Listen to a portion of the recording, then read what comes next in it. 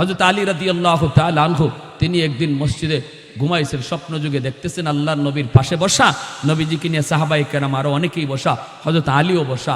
হযরত আলীর সাথে নবীর সম্পর্ক কি? জামাই শ্বশুর, জানেননি এটা? তো পাশে বসা নবীজির কাছে এক মহিলা খেজুর নিয়ে আইছে, বাগানের প্রথম খেজুর। আইসা বলতেছে, নবী গো, আমার বাগানের প্রথম খেজুর, আমার মন চায় এই খেজুরগুলি আপনি আপনার সাহাবায়ে কেরামের মাঝে বন্টন করে দেন। আল্লাহর নবী সাহাবায়ে কেরাম সবাইকে দিতেছেন 4টা 5টা করে। হযরত আলীর কাছে আইসাই নবী দিয়েছেন একটা। হযরত আলী কোনো কথা বলেন নাই, মনে মনে ভাবতেছেন, আইরে নবী আমারে একটা দিলেন কেন? আমার যদি 4-5টা দিতেন তাহলে আমার হাসান হুসেনকে দিতে পারতাম, ফাতেমারও দিতে পারতাম। নবী আমারে দিলেন একটা, হইলনি তো কিছু তো আর কওয়া যায় না, কারণ শ্বশুর আবার রহমতের নবী, কোনো কথা কইলেন না, চুপচাপ। খেজুরটা নিয়া তিনি মুখে দিয়ে দিয়েছেন একটাই, যখন এটা আর হাসান হুসেনকে দিবেন কি, নিজেই খাই লিছেন, মুখে দিয়ে দিয়েছেন। ফজরে আজান হয়ে গেছে, হযরত আলীর ঘুম ভাঙছে। হযরত আলী বলেন, আজানের লগে লগে আমার যেই মাত্র ঘুম ভাঙছে, তখন আমি দেখি আমার মুখে খেজুর এখনো আছে। স্বপ্নে খাওয়া খেজুর ঘুম থেকে জাগিয়ে দেখি আমার মুখে আছে। এই আজানের পরে আমি মসজিদে নববীতে গেলাম, ফজরের নামাজ পড়লাম। নামাজ পড়েন হযরত ওমর, তিনি খলিফাতুল মুসলিমিন, তিনি ইমাম। যিনি বাদশাহ তিনি ইমাম, যিনি বাদশাহ তিনি ইমাম। নামাজ পড়াইলেন মদিনার মসজিদে মিম্বরে, আমাদেরকে নিয়ে এইভাবে গুল হয়ে বসলেন। ফজরের পরে হঠাৎ করে দেখি ওই স্বপ্নে দেখা এক বুড়া মহিলার মতোই এক মহিলা লাঠিতে ভর দিয়া খেজুর লইয়া হযরত ওমরের সামনে আইছে। আমার স্বপ্নের কথা মনে পড়ে গেছে, আমি আজ রাত তো স্বপ্নে আমি এটাই দেখলাম। তুই মহিলা, ঘটনা কি? তো আইসাই বলতেছে, খলিফাতুল মুসলিমিন, আমার বাগানের প্রথম ফসল, মন চায় নবী সাহাবীদেরকে নিয়ে আপনি প্রথম ফসলটা খাবেন। তো হযরত ওমর থলিটা হাতে নিছেন, নিয়ে সবাইরে 4টা 5টা করে দিতেছেন। আমি আলীর দ্বারও আইয়েই একটা দিছেন। কথা বুঝেন না আপনারা? আমার সিলেটি মানুষ তো, সিলেটি ভাষা হয়, বুঝতে অসুবিধা হয় না তো? আমার লিটন ভাই খুব মহব্বতের মানুষ, আপনাদের কৃতি সন্তান, কয়েকবার আমার বাসায় পর্যন্ত গেছেন মাহফিলের জন্য। বলছি আমি, ভাই আমি সিলেটি মানুষ, অসুবিধা নাই। তো এরকমভাবে যখন খেজুরটা, একটা খেজুর দিছেন হযরত আলী, এই একটা খেজুর লইয়া মুখে আর দিছেন না। মনে মনে ভাবতেছেন, আচ্ছা রসুলরে তো জিগাই নাই ডরে, উমররে জিগাইতে তো অসুবিধা নাই। জিগাইতেছেন, ভাই এটা কি কারবার? সবাইরে দিলেন 4টা 5টা, আমারে দিলেন একটা, ঘটনা কি? হযরত ওমর মুস্কি হাসি দিয়া বলেন, আলী রে, গত রাত যদি নবী তোমাকে স্বপ্নে 4টা দিতেন, আমি ওমরও 4টা দিতাম। সুবহানাল্লাহ, কি বুঝলেন? হযরত আলী চোখ দিয়ে দর করে পারে জন্য আর বলতেছেন, ওমর, আমার নবীর সাথে এত আত্মার সম্পর্ক বুঝি তোমার তৈরি হয়েছে। আজ রাত আমার নবীর সাথে আমার খেজুর খাওয়ার সৌভাগ্য হয়েছে, এই স্বপ্নের খবরও বুঝি তুমি ওমর জানো। সুবহানাল্লাহ। ইন্নাল্লাহা ইয়া'মুরুকুম আন তুআদ্দুল আমানাতি ইলা আহলিহা। এজন্য ভাইরা মনে রাখবা, যার কাছে যে দায়িত্ব, ছোট হোক বড় হোক, এটা বহুত বড় আমানত। দায়িত্বের ভিতরে কোনোদিন খেয়ানত করলে আল্লাহর আদালতে খেয়ানতকারীর কাঠগড়ায় দাঁড়ায় থাকতে হবে। আর নবী বলেন, যে খেয়ানত করে তার ঈমান থাকে না। বেশি বেশি যে দায়িত্বে খেয়ানত করব, মরণের সময় ঈমান সাথে যাবে না, বেঈমান হয়ে মরবে বেঈমান। এজন্য আমানতদারি বেশি অত্যন্ত গুরুত্বপূর্ণ। আমানতদারি রক্ষা করে চলব, বিশেষ করে সন্তানের ব্যাপারে। সন্তানের ব্যাপারে বাপ মা কোনোদিন খেয়ানত করব না। এই সন্তানের ব্যাপারে আমরা আমানতদারি রক্ষা করে চলব। 5টা বছর সন্তানরে শিশুকালে মাদ্রাসায় পড়াইবার নিয়ত কার কার আছে? একটু হাত উঠে আল্লাহকে দেখা। আল্লাহ তুমি প্রতিটা হাতকে কবুল করো, জোরে কোন আমিন। হযরত আবু বকর সিদ্দিক রাদিয়াল্লাহু তাআলা আনহুর ইন্তেকালের পর ওনার জীবনী নিয়ে এরকম ভাবে একটা সেমিনার হলো। এই সেমিনারের ভিতরে আবু বকর কেমন ছিলেন এই কথাটা সবাই বলতেছে। ওই অবস্থায় দেখা গেল একজন মানুষ, গ্রামের মানুষ কয়, আমি আবু বকর সম্পর্কে একটা কথা জানি। কি কথা তুমি জানো? কয়, সকালবেলা তিনি আমাদের বস্তির একটা রাস্তা দিয়ে তিনি ঢুকতেন। এই দিক দিয়ে তিনি যাইতেন, কোথায় যাইতেন আমরা কেউ জানতাম না। প্রতিদিন ওই গলিটা দিয়ে তিনি ঢুকতেন, আর কোথায় যেন যাইতেন আমরা কেউ জানি না। এটা আমি তার সম্পর্কে জানি। হযরত ওমর ফারুক রাদিয়াল্লাহু তাআলা আনহু তিনি খলিফা হওয়ার পর, বাদশাহ হওয়ার পর তিনি মনে মনে ভাবতেছেন ঘটনা কি, আবু বকর কেন এই রাস্তা দিয়ে এই গলি দিয়ে যাইতেন, আমি একটু যাব। হযরত ওমর তিনিও এই গলিটা দিয়ে রাস্তা শুরু করলেন, হাঁটা শুরু করলেন। কিছু দূর যাবার পর তিনি দেখতে পেলেন রাস্তার মধ্যে দুর্গন্ধ, এত দুর্গন্ধ, এত দুর্গন্ধ। ওমর মনে মনে ভাবতেছেন এই রাস্তায় এত দুর্গন্ধ কেন, মানুষজন কেউ আসা যাওয়া করে না। ওমর তবুও সামনের দিকে আগাইতেছেন। আবু বকর কেন এই রাস্তা দিয়ে তিনি যাইতেন, আমার একটু দেখতে হবে, দেখতে হবে। ওই অবস্থায় ওমর সামনের দিকে যখন আগায় দেখেন রাস্তার ড্রেনের পাশে একটা লোক পইরা আছে, একটা বুড়া মানুষ, চোখে দেখে না, সারা শরীরটা তার পচে গেছে, দুর্গন্ধ বের হয়, কুষ্ঠ রোগী। তার শরীরের পচা গন্ধের কারণে কেউ এই রাস্তা দিয়ে আয় না, যায় না। এই লোকটা এই রাস্তায় আসে বিদায় কেউ এই রাস্তা ব্যবহার করে না। হযরত আবু বকর তিনি যখন খলিফাতুল মুসলিমিন, তিনি এই রাস্তা দিয়ে তিনি যাইতেন। হযরত ওমর তিনি জানতে পারছেন আবু বকর হালুয়া নিয়ে যাইতেন। ওমর তিনি হালুয়া নিয়েই রওনা দিয়েছেন। যাইতে যাইতে তিনি বুঝে গেলেন আবু বকর তো এই মানুষটার কাছেই তিনি আসতেন, যেই মানুষটা চোখে দেখে না, রাস্তার মধ্যে পইরা রইছে, রিজিকের কোনো ব্যবস্থা তার কেমনে হবে কেউ জানে না। আবু বকর খলিফাতুল মুসলিমিন হইয়া তিনি হালুয়া পাকাইয়া ওই কুষ্ঠ রোগীটারে নিজের হাতে হালুয়া খাওয়াইতেন। অর্ধ পৃথিবীর বাদশা ওমর তিনিও হালুয়া নিয়ে ওই মানুষটার কাছে যাইয়েই যেই মাত্র তারে হালুয়া দিতে চাইলেন, এমনি ওই অন্ধ লোকটা কুষ্ঠরোগী মানুষটা কয়, বাবা রে, আজকে একদিন 2 দিন পার হয়ে গেল, তুমি আসতেছো না, ঘটনা কি? ও বাবা, আমি তো পেটের ক্ষুধায় অস্থির হয়ে গেছি, আমি তো পেটের ক্ষুধায় অস্থির। হযরত আবু বকর তিনি তো ইন্তেকাল করেছেন, 2 দিন হয়ে গেছে। এই কুষ্ঠ রোগী জানে না, কেউ তারে খবরও দেয় না। সে মনে করছে আবু বকর তিনি আসছেন খানা নিয়া। হযরত ওমর নিজের পরিচয় দেন না। ওমরও বলতেছেন, বাবা উনি কয়েকদিন ব্যস্ত আছিলাম, ঝামেলা ছিল, এই জন্য আসতে পারি নাই, ঝামেলার কারণে আসতে পারি নাই। ঠিক আছে, আমি তোমার খানা খাওয়াইতেছি। এই বইলা যেই মাত্র তিনি হাতের মধ্যে হালুয়াটা নিয়ে তারে খাওয়াইবেন, যেই মাত্র হাতটা মাত্র মুখে দিছেন, এমনি লোকটা কয়, মিয়া তুমি আমার ওই প্রথম লোকটা না, তুমি আমার ওই লোক না, তুমি অন্য কেউ, তোমার পরিচয় দেও। কোথায় আমার সেই লোক, কোথায় আমার সেই বাবাজান, কোথায় আমার সেই বাবাজান, যেই বাবাজান আমারে খাওয়াইতো, তুমি সেই লোক না। হযরত ওমর কয়, কেমনে তুমি বুঝলা আমি সেই লোক না? কয়, কারণ হলো আমার বাবা প্রতিদিন আমারে খাওয়াইতো, হাত দিয়া না, হাত লাগাইলে পরে হাতটা আমার টুটে যখন লাগে, নখের কারণে আমার এই আক্রান্ত জায়গায় আমি ব্যথা পাইতাম। যেদিন আমি ব্যথা পাইছিলাম, এরপর থেকে সে আর হাত দিয়া খাওয়াইতো না, বরং সে মুখের মধ্যে হালুয়া লইয়া এই মুখ দিয়ে আমাকে আমার মুখে তুলায়া তুলায়া দিত। তুমি আমার সেই লোক না। উমর সাথে সাথে চোখের পানি জড়াই আল্লাহর কদমে সেজদায় পড়ে গেলেন। উমর কান্দের কই, মালিক আমি তোমার আবু বকরের মতো হতে পারবো না, জিন্দেগি দিয়া দিল আমি আবু বকরের দ্বারে কাছে যাইতে পারবো না। হযরত ওমর কান্দের কই, মালিক তুমি আমার নবীর সাহাবী আবু বকর রে কোন মাটি দিয়া বানাইছো গো?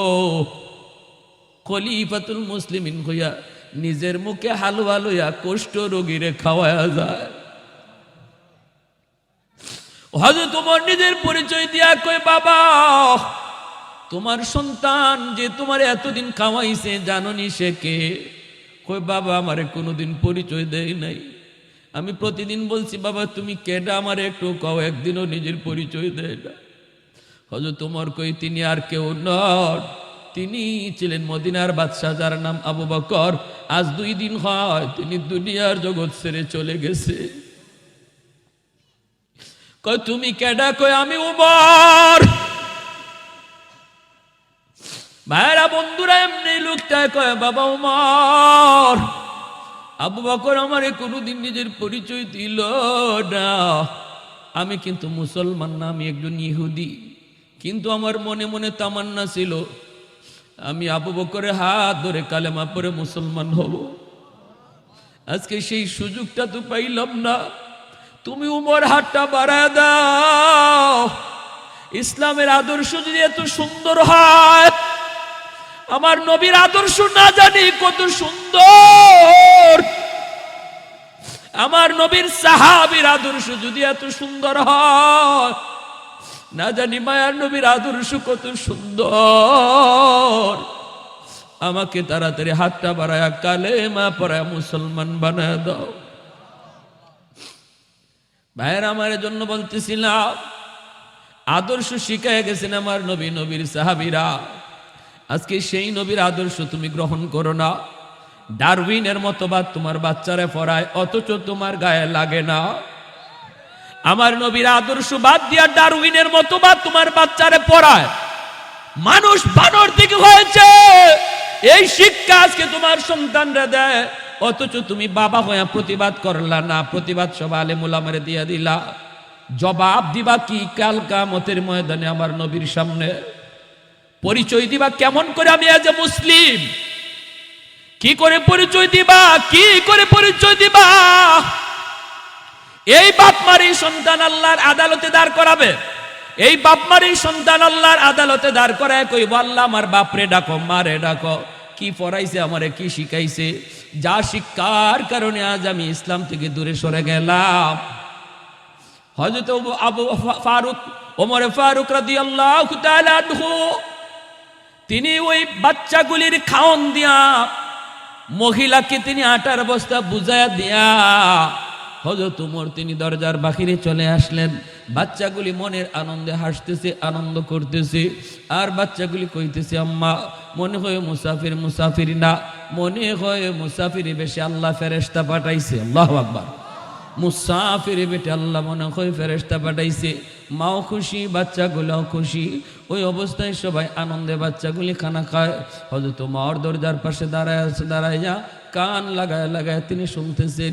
আসলাম ওনার খাদেম কয়, হযরত ওগো আমিরুল মুমিনিন, ওই যে দেখা যায় কিছুক্ষণ পরে ফজরের আজান হয়ে যাবে, আজানের টাইম হয়ে গেছে। ফজরের আজান হলে পরে মসজিদে নববীর ইমামতি আপনাকে করতে হবে। আপনি যেমন অর্ধ পৃথিবীর বাদশাহ, তেমন আপনি মদিনার মসজিদের ইমাম। আর মসজিদে ফজরের নামাজ আপনাকে পড়াইতে হবে। অতএব চলেন, দেরি হয়ে যাইতেছে। আমিরুল মুমিনিন খলিফাতুল মুসলিমিন ওমর ডাক দিয়া বলতেছে, আসলাম একটু পরে যা, পরে যা, আমার চোখের পানি এখনো বন্ধ হয় নাই রে। এই বাচ্চাগুলির একটু হাসি আনন্দ শুনলে আমার চোখের পানিটা বন্ধ হবে। বাচ্চাগুলি খানা খায়া যখন একটু আনন্দ করে হাসি ঠাট্টা করে, হযরত ওমর মাটিতে সেজদা দিয়ে আল্লাহর শুকরিয়া আদায় করে। এরপরে তিনি বলতেছে, আসলাম চল, এইবার চল চাই মদিনার দিকে। মদিনার দিকে তিনি চলে আসলেন। মসজিদে নববীতে আজান হলো। আমিরুল মুমিনিন খলিফাতুল মুসলিমিন হযরত ওমর তিনি হলেন মদিনার মসজিদের ইমাম। ইমামতির মুসল্লায় তিনি দাঁড়ায় গেলেন। বাইরা বন্ধুরা নামাজ শেষ করলেন। মিম্বরে বসে ওমর ডাক দিয়া কয়, ও মদিনার মুসল্লিরা রে, যে যেখানে আসো বসা থাকো, কেউ তোমরা উঠবা না। আজকে তোমাদের সামনে একটা বিচার হবে, বিচার, জঘন্যতম একজন অপরাধীর বিচার হবে, তোমাদের সামনে হবে, কেউ তোমরা যাইবা না। সাহাবায়ে কেরাম মনে মনে ভাবতেছেন, আজ রাত উমর কোথায় জানি কোন অপরাধ দেখে আসছে, জঘন্যতম অপরাধীর বিচার আজকে উমরের আদালতে হবে। না জানি কোথায় সে রাতের বেলা কি দেখছে। হযরত ওমর মিম্বরে বসেই তিনি বলতেছেন, কোতোয়ালি থানার ওসি ডাক দিলেন, ডাক দেয়া বলতেছেন, দ্রুত যাও, মদিনার পাশে একটা বস্তি, এই বস্তিতে ঢুইকা দেখবা রাস্তার কিনারা একটা ভাঙ্গাচোরা ঘর, ওই ঘরের মধ্যে যায় দেখবা 3টা বাচ্চা, একজন মহিলা, ওই মহিলাকে যায় বলবা উমরের আদালতে তোমার বিরুদ্ধে মামলা, তোমাকে উমরের আদালতে যাইতে হবে। যদি সে আসতে না চায় বলবা জোর করে আনার নির্দেশ আমি উমরের। ভাইয়েরা বন্ধুরা, মদিনার মানুষ সাহাবায়ে কেরাম সবাই অবাক হয়ে গেলেন, পশমগুলি সবার দাঁড়ায় গেল। না জানি কেমন বড় অপরাধ ওই মহিলায় করছে, উমরের আদালতে জানি কি বিচার হয়। সবাই যার যার জায়গায় বসা আছে। পুলিশ দ্রুত গেল এই জায়গায়, যে মহিলাকে খবর দেয় উমরের আদালতে তোমার বিরুদ্ধে বিচার, যেতে হবে, তোমাকে না গেলে জোর করে নেওয়া হবে। মহিলার আত্মা কেঁপে উঠল, ওমর নাম শোনা মাত্র বাচ্চাগুলি পর্যন্ত কেঁপে উঠল, কারণ ওমর ফারুক রাদিয়াল্লাহু তাআলা আনহুর নাম শুনলে ভয় পায় না এমন কোন মানুষ ছিল না। বাচ্চাগুলি পর্যন্ত ওমর নাম শুনলে ঘুমায় যাইত, আর দুষ্টামি করতো না। ওই বাচ্চাগুলি মাকে জড়ায় ধরে কান্দে আর কই, মা গো, উমরের আদালতে তোমার বিরুদ্ধে কি বিচার? মায়ও কয়, বাবারে কিছুই তো বুঝি না, কিছুই তো জানলাম না। মহিলায় কয়, আমি তো জানি না কোনো অন্যায় করছি কোন কারণে আমার বিরুদ্ধে মামলা। পুলিশেরা কয়, আমরা এত কিছু বুঝি না, এত কিছু জানিও না, বরং খলিফার নিজের ওয়ার্ডার তোমাকে নিয়ে যাওয়ার জন্য। মহিলা ভয়ে কাঁপে। যেই বাচ্চা 2টা হাঁটতে পারে, এই বাচ্চাগুলিও মাকে জড়ায় কয়, মা গো, ও মা, তুমি যে রাতের অন্ধকারে মুসাফিরের সামনে বলছিলা উমরের গলায় গামছা লাগাইবা, আল্লাহর আদালতে মনে হয় ওই মুসাফির যায়া উমরকে সব বইলা দিছে গো মা, মনে হয় মুসাফির গিয়া উমরকে বইলা দিছে। মুসাফির আমাদেরকে খানা খাওয়াইছে ভালো কথা, কিন্তু এই কথা শুনাইয়া কত বড় বিপদে ফালাইছে। মহিলায় কয়, ঠিক আছে, আমাকে টানাটানি করা লাগবে না, জোর জবরদস্তি করতে হবে না, আমি নিজের ইচ্ছায় যাব। এই বইলা মহিলা রওনা দিয়া দিল। 2টা বাচ্চা আমার 2 দিকে ধরা, দুধের বাচ্চাটা মায়ের কোলে। এই অবস্থায় মহিলা মদিনার দিকে রওনা দেয়, কলিজাটা কাঁপতেছে। মহিলা আল্লাহর কাছে কান্দে আর কয়, মালিক, জীবনে কোনোদিন অপরাধ করি নাই, কোনো অন্যায় করি নাই, আজকে ওমরের আদালতে আমার বিরুদ্ধে মামলা। ও মালিক, আমার স্বামীর শাহাদত যদি তোমার দরবারে কবুল হয়ে থাকে, আমার স্বামীর খাতিরে আমার ইজ্জত তুমি রক্ষা কইরো। আমার স্বামীর 3টে ইতিম বাচ্চার মুখের দিকে তাকাইয়া আল্লাহ তুমি আমার ইজ্জতটা আজকে রক্ষা কইরো। আমার 3টে অবুঝ বাচ্চা যদি মাকে হারায়, এরা কারে নিয়ে বাঁচবে? কার গলা ধইরা আমার বাচ্চাগুলি ঘুমাবে?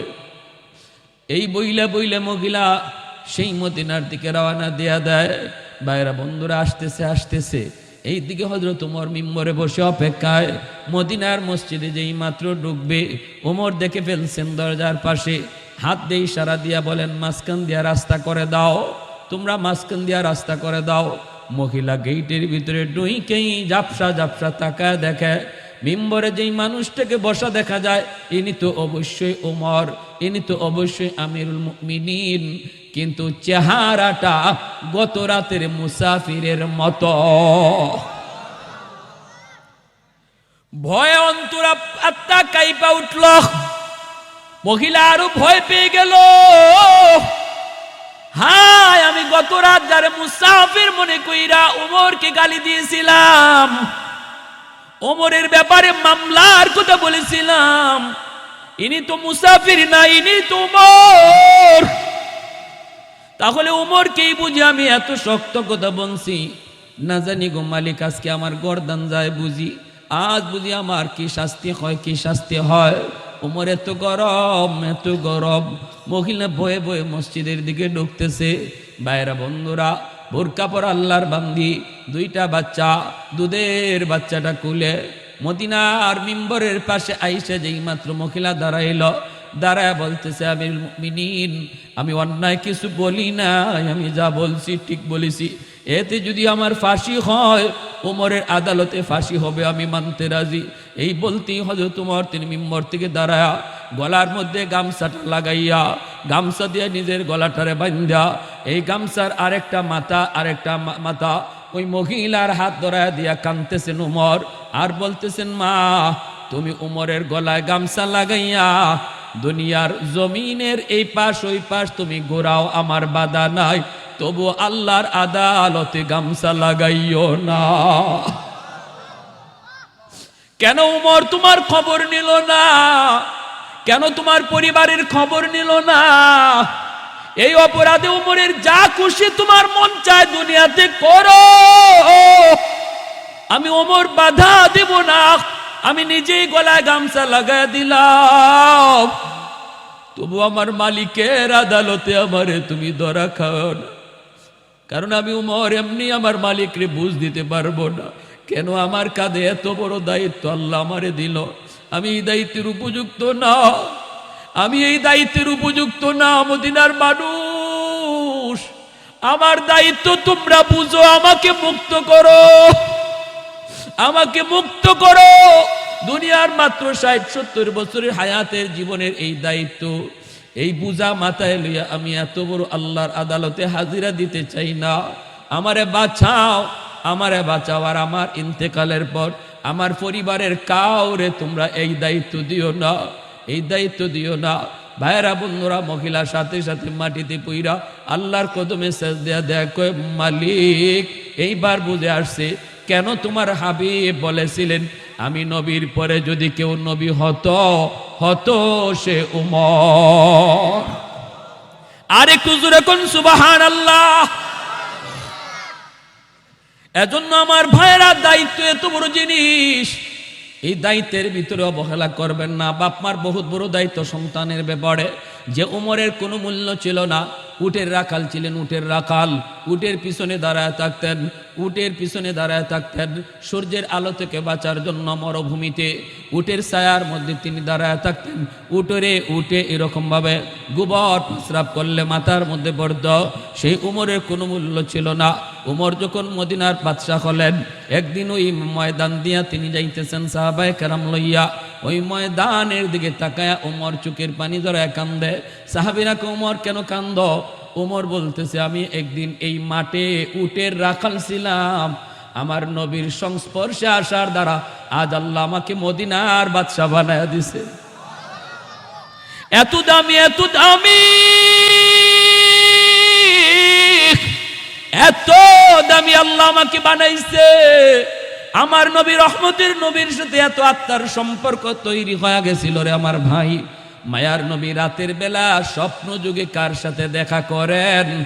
উমর এই খবরও রাখতেন। সুবহানাল্লাহ। আল্লাহ নবী আজ রাত কারে কারে স্বপ্নে দেখা দিয়েছেন এই খবর উমর জানতেন। কি বুঝলেন? হযরত আলী রাদিয়াল্লাহু তাআলা আনহু তিনি একদিন মসজিদে ঘুমাইছেন, স্বপ্ন যুগে দেখতেছেন আল্লাহর নবীর পাশে বসা, নবীজিকে নিয়ে সাহাবায়ে কেরাম আরো অনেকেই বসা, হযরত আলীও বসা। হযরত আলীর সাথে নবীর সম্পর্ক কি?